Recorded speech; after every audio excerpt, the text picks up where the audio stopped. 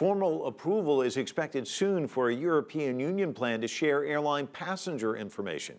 It's in response to the terrorist attacks in Paris. As CCTV's Dan Williams reports, it's unlikely to be the last counter-terrorism measure. In the aftermath of the Paris terror attacks, there are a number of questions that demanded answers, including how to stop them from happening again.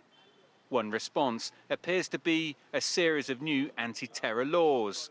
After years of debate about balancing privacy and security, Europe's ministers have now agreed to share the names of airline passengers to help trace returning potential extremists.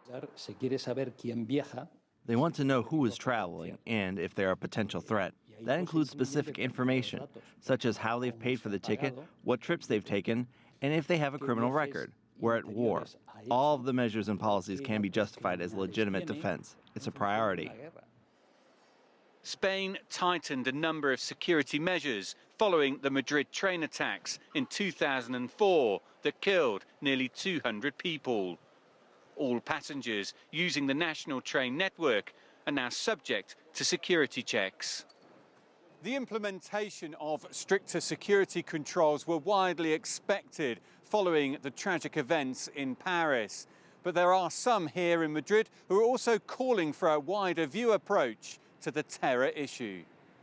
The Club de Madrid was set up to promote democracy following the train bombings. In October, the organisation presented UN Secretary-General Ban Ki-moon with a 10-point list of recommendations to counter violent extremism. Security measures alone are not going to solve the problem.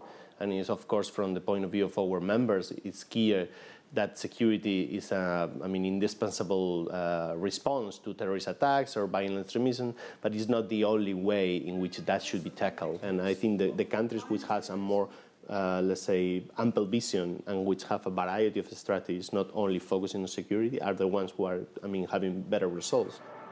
But as the world looks for a consensus on how to deal with the terror threat, other far-reaching security procedures are expected. The way we control borders will be increased. It can't continue to operate as it has the last few years. In terms of the control of passengers on trains, control of luggage, all of that will become a reality. What we're going to see in Europe is a renationalization of things that had been let go. The situation is exceptional. The answers to terrorism and radicalization are complex, and the potential for another tragedy remains all too real. Dan Williams, CCTV, Madrid.